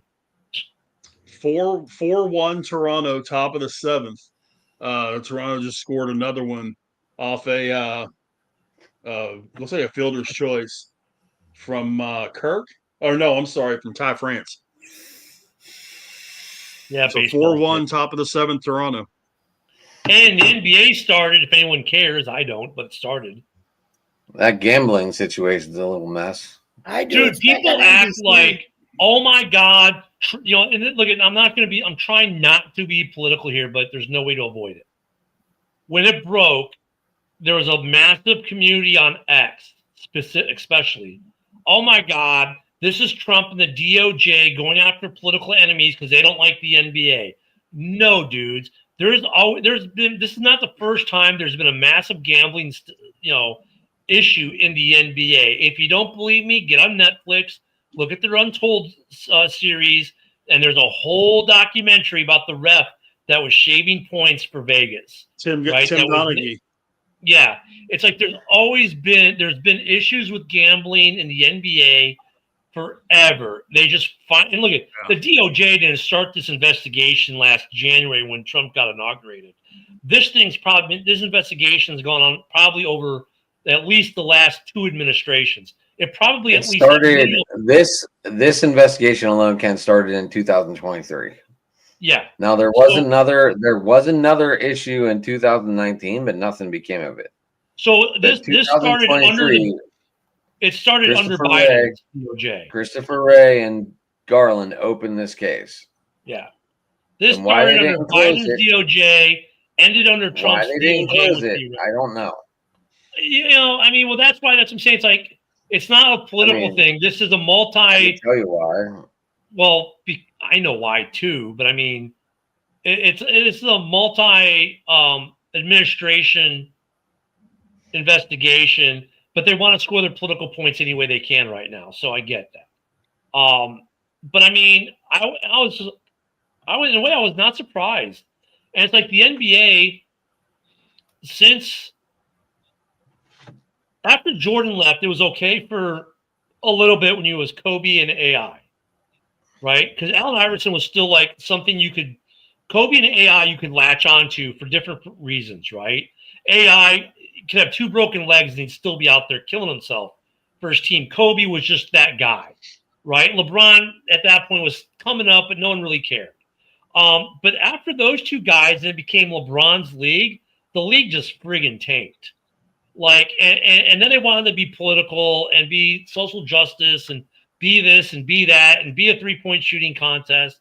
The NBA has been a self-inflicted gunshot wound for at least a decade plus. So this is not the death knell, but then when you look at the WNBA and all the bullshit going on with the WNBA and the NBA, this latest debacle, it's like the NBA started. It's like, who cares? Peacock just spent all this money to stream games. No one cares. So is the Hall of Fame going to take his enshrinement down? Take whose enshrinement down? Chauncey Billups.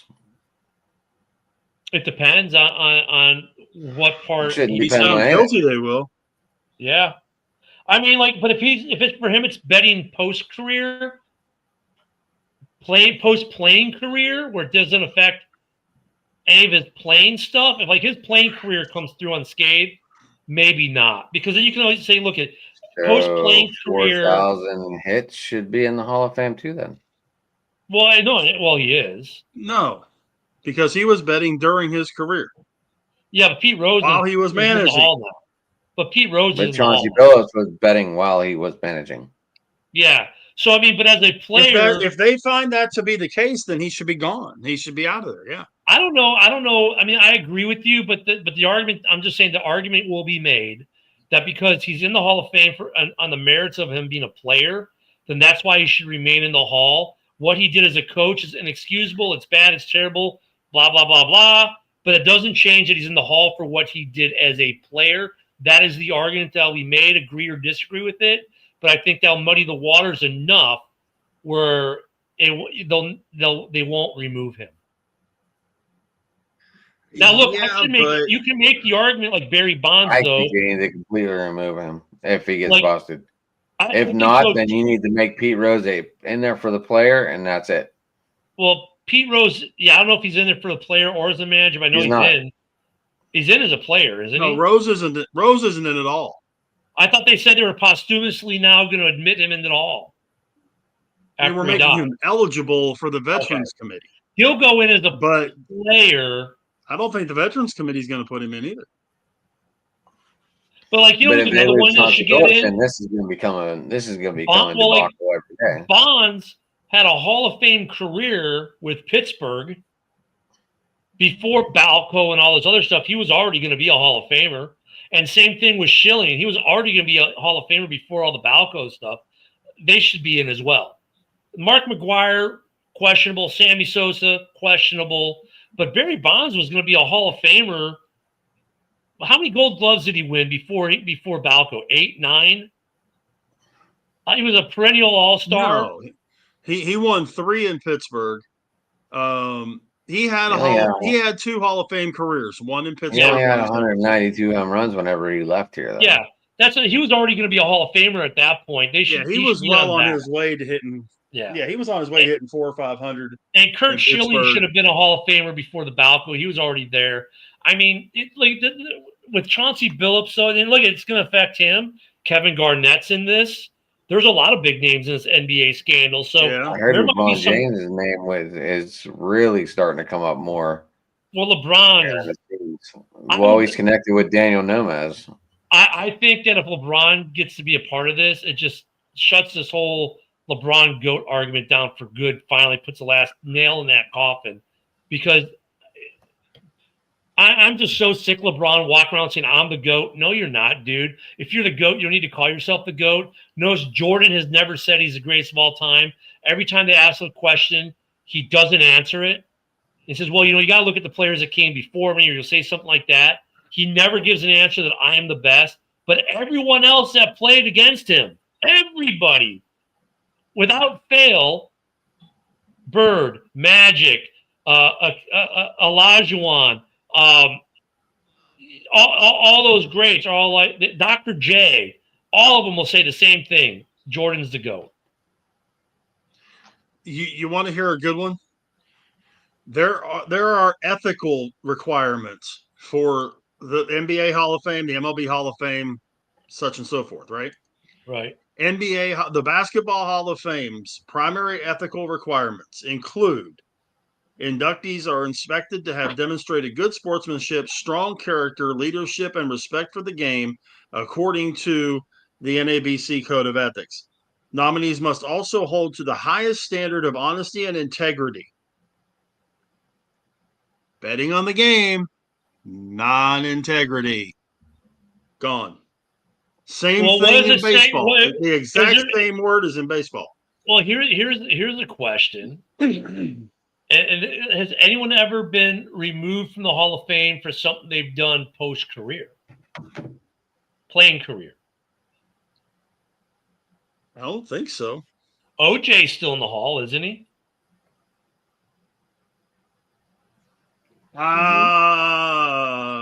He had to give back his Heisman. Let me look. Hold on. I don't think they took him out. I don't think they took OJ out. I don't think they did either. I know they made him give back his Heisman and took him out of the College Hall of Fame. I don't know why. Pro Football Hall I don't know why, because nothing he did that had nothing to do with his playing career in college. Okay, but here's why. It says his bust remains there because the Hall of Fame has a policy to not remove inductees based on off-field actions. The Hall's bylaws state that induction is based solely on a player's achievements on the field, and they do not have a process for removing members. So you can be a 100% absolute sleaze off the field, but on the field, so now look at the NBA's. So look at the NBA's policy on that. What's the NBA's policy on removing people from the Hall? Because you're looking at precedents here. Yeah. You could be looking at precedents where you could have a Hall of Famer being removed from the Hall because of something post-playing career. And I keep making that distinction because Chauncey Billups was in the Hall based as a player, not as a coach. There is no formal policy for the removal of enshrined members from the Basketball Hall of Fame, and it has never removed an inductee. The Hall of Fame has a process to remove a candidate from consideration before induction if they are found to have, quote, damaged the integrity of the game of basketball. So Chauncey Billups is in the Hall as a player, correct? I think so. I think he's in there for wait a minute. Right? Is he in? You know what? Let's ask Brock. Yeah, he was inducted in 2024. I thought he was so this would be precedent. He went in with Carmelo. That's right. This would, if they were to remove him because of this betting scandal, this would be setting precedents. And I keep, like I said, I'm going to keep making this distinction. Unless they can prove that he bet as a player, which is what he's in the hall for, it's going to be hard to remove him for what he did as a coach. But it's still integrity of the game. I get that. That would forbade him from being inducted as a coach. Because the NBA and some of these other leagues, you can go in twice, right? So why didn't Pete Rose get in as a player? Well, he's going to when now. he retired. He's going when he retired. Wait, no, he's going to. Because he was banned from baseball, and because he was banned from baseball, it precluded him from being. No, as they found that he bet as a player too. Who? Rose? He was a player coach, and he was a player manager at the time. True. Yeah, he was player manager and betting on the team, so he get out as a player and as a coach. But the other thing that was different with Pete Rose is the commissioner banned him from baseball, and he was not in the Hall of Fame yet. So because he was banned from baseball, he's banned from consideration because he's been banned from baseball. So, but had he already been in the Hall, then got banned from baseball, MLB would have made a decision whether or not to leave him enshrined or not. Just like the NBA somebody else out. Well, the NBA is going to have to make a decision on Billups. You know, are they going to leave him in for what he did as a player, or now because of what he did post-playing career, remove him? And whatever they do, whichever way they go, it's precedence. It's going to cause issues, but with them not having set guidelines, they can do whichever they decide to do. And they can claim it's an integrity of the game issue. Because even though you've retired, if you're performing an NBA act, if you're performing an act as an NBA player or as an NBA representative, you still have to act accordingly. You know, you can't, you still have to show proper representation of the league, of the game, of the sport. Even though you're retired, if you're in an NBA function, and as a coach, you're in an NBA function. So here's the interesting. Okay, so the guys who are in there, I just grokked it. I don't know if this is a full. This can't be a full list. They only gave me 3 names. Terry Rozier, guard, Miami Heat, currently playing.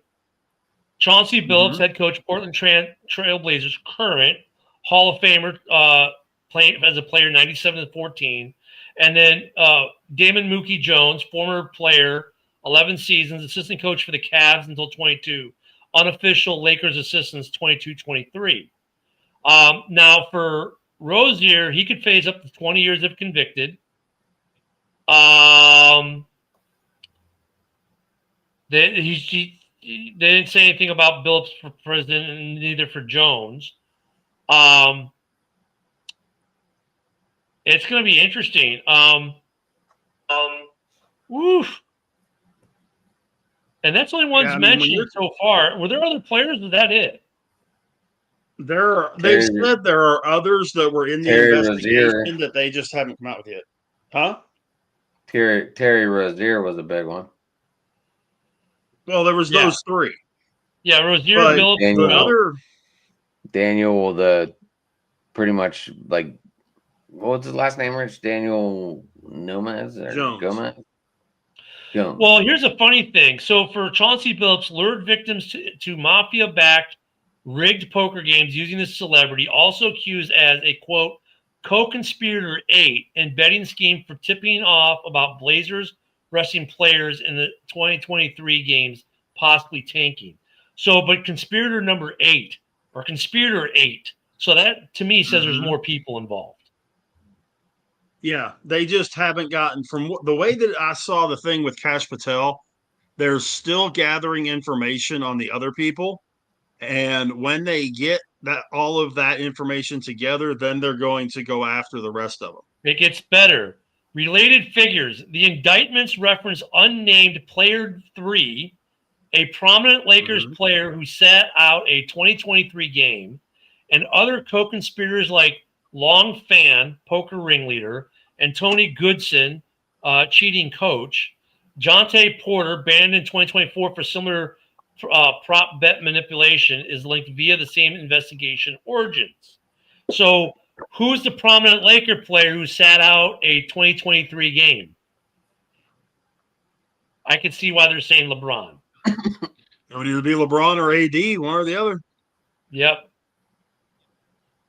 Unusual betting patterns flagged by sports books like DraftKings and FanDuel since 2023 led to the probe, amplified by legalized sports betting post the 2018 Supreme Court ruling.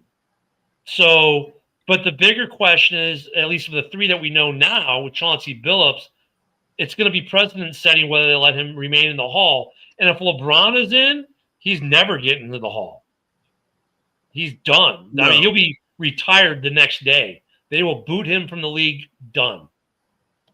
Oh, yeah. They'll boot him like they booted Donaghy. They won't ask any questions. They won't nothing. If they find evidence that he was part of a point shaving or tampering with the and I keep using the term, but it's the term, integrity of the game, he's gone. He will be on the first thing smoking out of the league. Rozier was placed on indefinite NBA leave, like I said, and faced up to 20 years if convicted. Oof. I saw Rozier put up his house, his $6 million house for bail. Yep. And here's the thing. He was previously cleared by the NBA in 2020 in a 2023 probe, but lacked subpoena power. Interesting.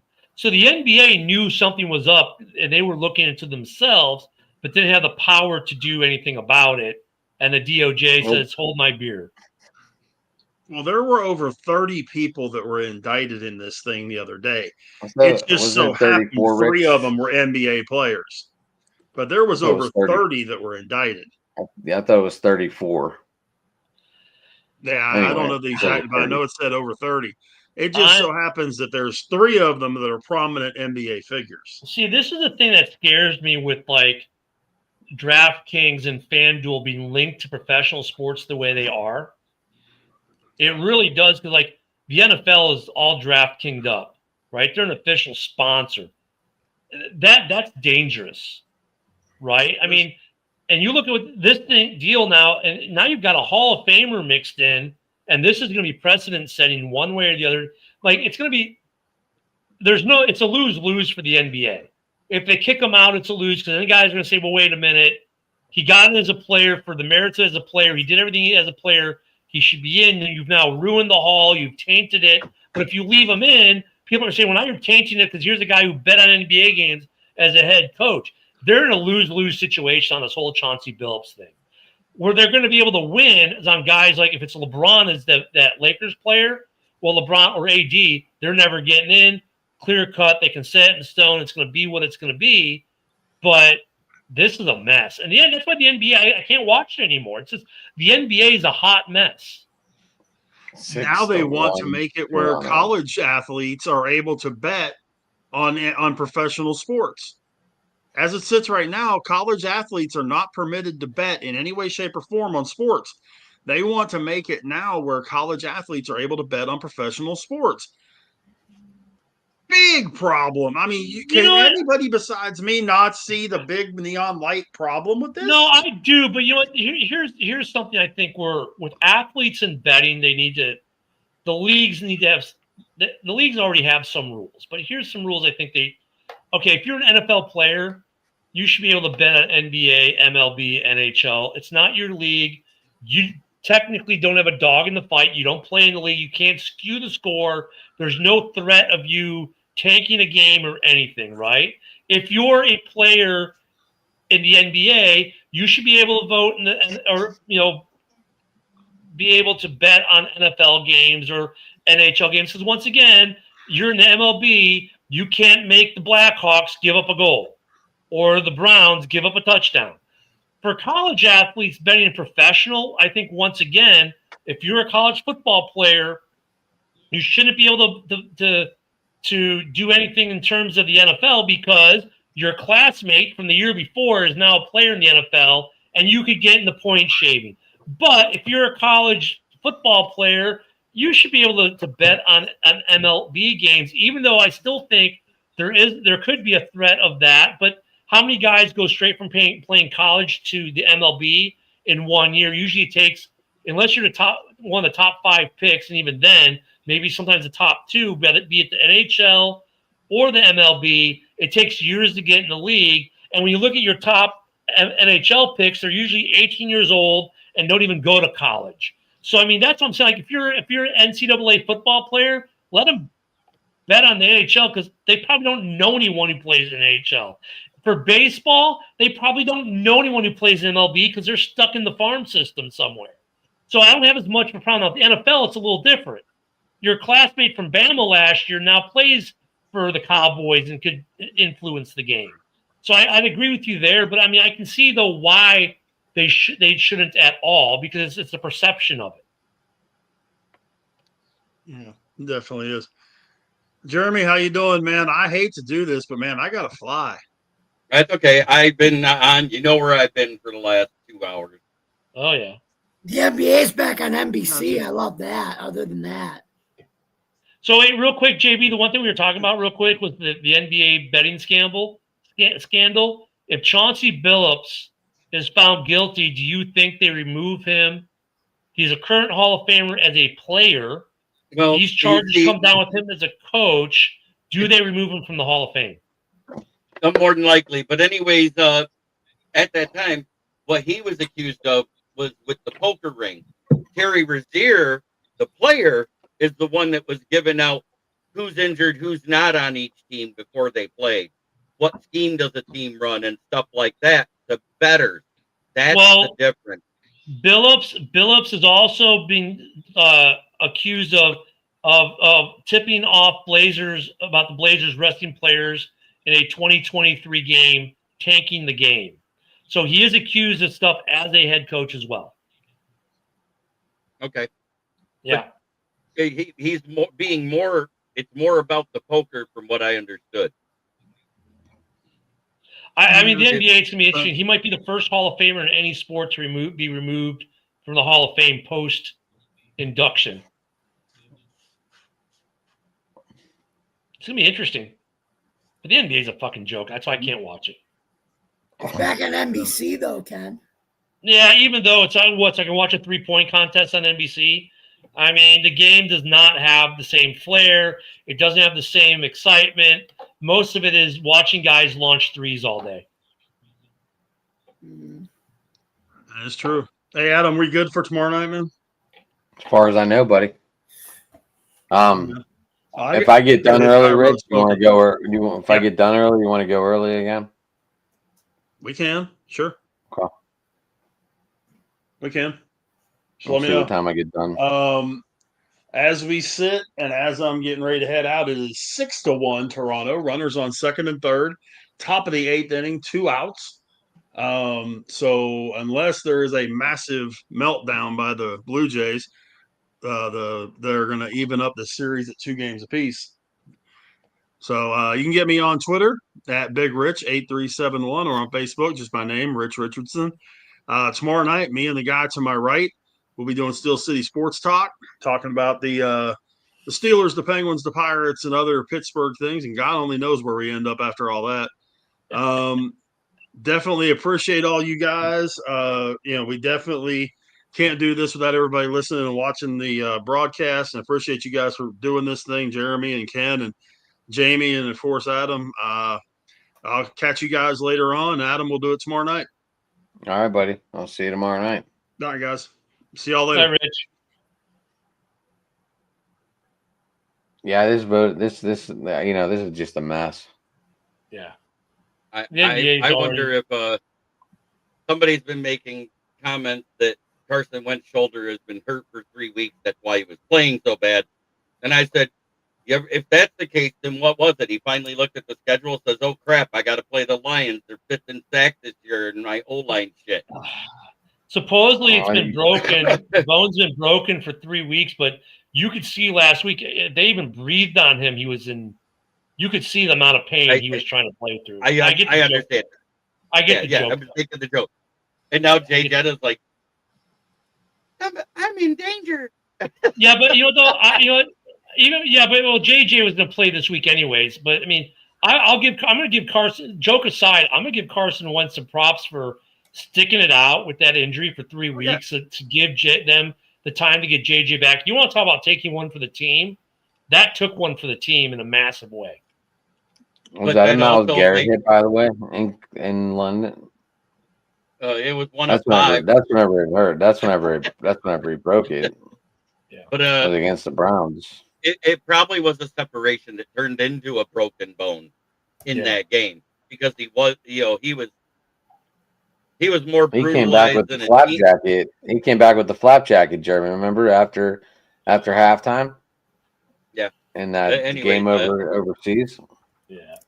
Something else. But I'm saying I wasn't talking about J.J. McCarthy. I'm talking about Jay Jetta. All of a sudden, there's rumors surfacing he wants out of Minnesota. Well, yeah, because they're losing. I mean, you never want to be in the basement. Addison's in the basement right now. That tells you a lot about the guy, though. Like I don't know if I'd want to trade for him, to be honest. But if the second they get into the basement and he wants to trade, it's like, dude, really? I mean, and you're in the basement in the north, which isn't bad because you're not out of it by any stretch of the means. Yeah, I mean, that's crazy. Anywho, guys, I'm gonna have to jump off here. You can catch me at Ken the Bear Fan on X, Ken the Bear Fan on Rumble, Ken the Bear Fan on YouTube, and of course the Huddle Sports Network and JB's. I'm usually on JB's YouTube as well. Kneecap biting, was it? With the Motor City Lion. There we go. And the Huddle Sports app on Roku and Amazon. Yeah, brother, it was fun. Were you not able to share it to your Rumble tonight? No, because I can't set up an RMTP as a guest on your show. It wouldn't let me do it. Yeah, because that's why tonight it went to X and it went to. I would have much preferred to go to X and Rumble tonight, but I couldn't send it to the Rumble because the way Rumble is, it's RMTP. It's a one-time use. So like every day I have to redo it for JB's morning show and my morning show. Tomorrow I got to do 4 of them. So after my morning show, then I can. Well, actually, I'll set up the MMA one, and after my morning show, I'll set up Hallis, and then after JB's show, I'll set up Roundtable. So I got 5 tomorrow. So yeah, I have a template. I have a template for this show. I just couldn't use it because StreamYard wouldn't let me do a single-use RMTP as a guest on the program. Okay. Yeah. I love Rumble though. I do like it. I mean, if you're watching on X, it's great because like I've had people on X that are good friends of mine, like Bogey, said, "Hey man, he said I was in a space with him the other day, and he said, how he comments on the show. And I asked him, have you ever made a comment on the show that I didn't acknowledge or that didn't come up on the screen?" He said, "Yeah, a couple times, but don't worry about it." I said, No. I mean, because JB will tell you, we acknowledge every comment that comes across the board, especially if it's like Bogey saying, "Hey, good morning, guys." That's definitely going up there. The only comments that don't go up there are some of the John Dorn comments when he's in troll mode, whether we need, because sometimes you need John Dorn's trolling moments to drive the show a little. Sometimes you don't. So you don't throw Dorn up there, and Dorn gets it. Sometimes when guys are going back and forth between themselves in the comments, we don't throw it up. But normally, every comment gets thrown up for the most part. And he said, and what it came down to is guys are making comments on X, and they're not always coming through on StreamYard. And sometimes what they'll do is they'll come up at 6 p.m. Even though the show started at 8, they come up at 6, so we never see them at the bottom of the feed. Now, did you see my comments the other day from Twitter? On the morning show? It was on your morning show, yeah. No. Okay, I commented. Like I said, I very rarely get to see them. And sometimes I'll comment. Go ahead, Jimmy. And sometimes I think on my show, it's because it's technically not streaming to my profile because I don't have that blue check mark. Doesn't matter if I'm doing it from my blue check mark account. Today, did you get my comments from Rumble today? No, none. I commented from Rumble twice, and they didn't come through for whatever reason then. Yep. I saw that you were there. I mean, I saw that Rumble was working, and you evidently were able to watch it. Yeah, because I noticed it wasn't on my X feed, so it was a good thing when I shared it to the Lions feed, I shared it to my main feed at the same time, or you wouldn't have been on my X feed today. On my main feed, I was like, oh, okay. But I had to make a choice. I made 2 comments. Rumble up until today has been flawless about them coming through with StreamYard. So I do like Rumble, but Rumble, I gotta get to 100 followers for it to be really worth the money I'm paying for it. So please, give the follows on Rumble. They do make a big difference. Right now I'm at 27 followers, so I need like another 73. But I do find that the viewership on Rumble is a little bit better than YouTube. Put it that way. It's just you got to get to 100 to make it worth your while. So and get a Rumble if you don't have one. You can get one free. It's a less filtered. It's a less filtered chat too. Yeah. I like Rumble. I just gotta get more people. I gotta get more people on my Rumble to make it worth the while. But so far, the experiment's about a week old. And it's going okay. So you gotta show me how to. Thursday. Yeah. You gotta show me how to do that because I don't know what the hell I'm doing when it comes to RT at PMs and all that. It's fairly simple. I can walk you through it. It's fairly simple. But no, I like Rumble. So yeah, I've been using that. But I still love X. Even though X doesn't give us any love for these shows that we do, but it's okay. I still like sending it there. Good group of people. At least they're getting to watch and listen. Even though X screwed up the way we post it to communities, so that's hurting us. And some communities have been banned, like the Packers community. Packers X or Packers Twitter got shut down about a week ago. The whole community got suspended. Yeah. I was looking for it to send the show there. Like, where the hell did Packers Twitter go? And so I dug back into my feed where I'd sent something to Packers Twitter and went to it. And when it sent me the Packers Twitter, I got the notification that the community had been suspended. Yeah. So, anywho, guys, it was a pleasure seeing you guys tonight. We'll see you, Jamie, tomorrow night. JB and Jamie, I'll see you tomorrow night. Are you gonna come? You might see me, might not. You heard Rich. He agreed to move the time up, so we'll see what happens. So good. All right, fellas. I'll see you soon. All right, Rich. All right, Kenny. Yep. Have a good one. Jeremy, anything you want to talk about before we wrap up? Because you're a late bloomer this evening. Hey, I got to be a late bloomer every week now. I just been made a permanent part of that fire up, so it sucks. No, that's a different fire up than the one we're on. It's Inside the Pigskin, same channel though, South Florida Tribune. It's his football show.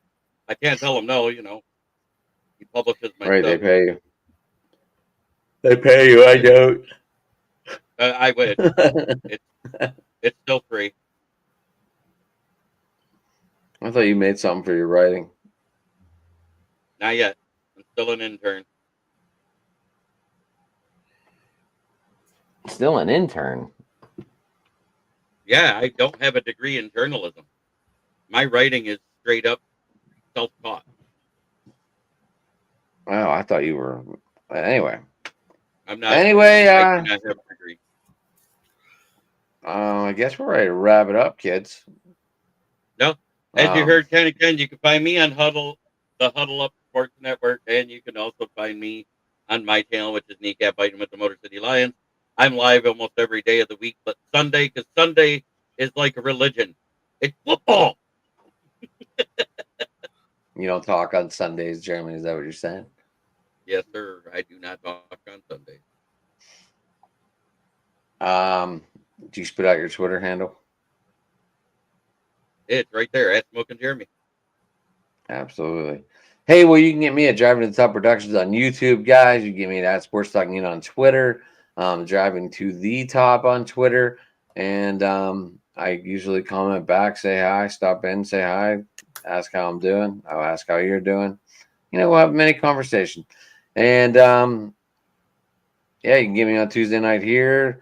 tomorrow night, Wednesday. We might be going in early tomorrow, guys, just to let you all know.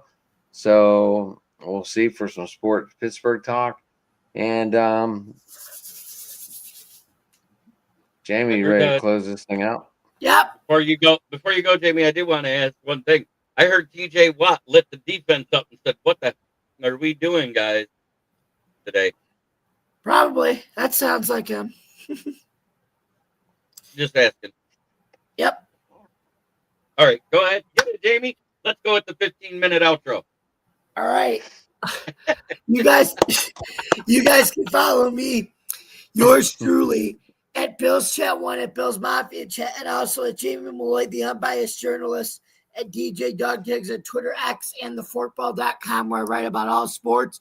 You guys can also follow me on Driving to the Top Productions every Tuesday night at 8 o'clock, where Joe Dalio and I, a.k.a. I call Joe the best co-host I've ever had. He's a great guy. We connect very well. We do a show called the Buffalo Sports Conversation Room. We just did a show tonight on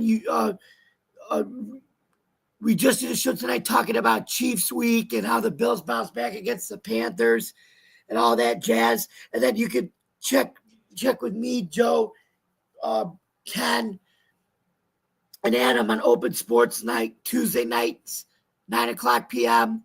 Eastern Time on Driving the Top Productions. And then tomorrow I'll be on with Jeremy, Ken, and all his wonderful humorous crew at the Huddle Sports Network, where we'll be doing another NFL Roundtable Talk. And then obviously Thursdays, starting in on March 27th, Adam, Jeremy, and Marcus and I will be doing the new revamped UFL for season 3. And we're exactly 150 days away from the UFL season, if any of you guys are wondering. So thank you guys very much for listening to our show. Don't forget to subscribe to our YouTube channel. Don't forget to like, comment, and ring the bell for all notifications. Make sure you get all notifications. You never miss an episode of this. And for more content on Driving to the Top Production, you can visit our X page, YouTube channel, Facebook stream, Twitch stream, wherever you get your podcast. For all of us here at Driving to the Top Productions, I'm Jamie Malloy, and this has been another episode of Open Mike Night here on Driving to the Top Productions. See you next week, next Tuesday, everybody. Good night. Good night, folks. Everybody, have a good evening.